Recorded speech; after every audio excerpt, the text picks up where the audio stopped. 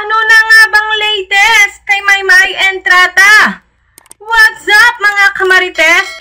Thank you for tuning in. Ako po muli si Josepa dito sa Josepa, anong latest?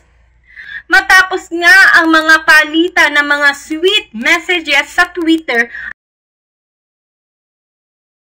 at pagpapakita ng sweet photo ni Maymay Entrata kasama ang kanyang special someone sa Instagram na pinangalanan na din ng mama at pinsan ni Maymay Entrata ang kanyang special someone sa ngalan na Aaron, na siyang kasama ni Maymay Entrata sa Canada habang ito ay nag-aaral ng acting. Matapos nga ang mga kontrobersyal na mga pasabog at pangyayari, ano na nga ba ang latest update kay Maymay Entrata? Dahil nga sa umabot na sa 12 million views ang Ama Kabugera,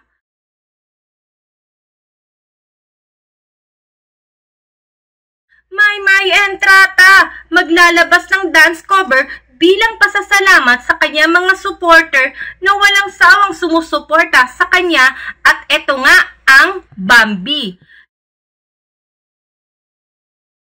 na mapapanood sa kanyang YouTube channel sa ganap na ika-6 ng gabi.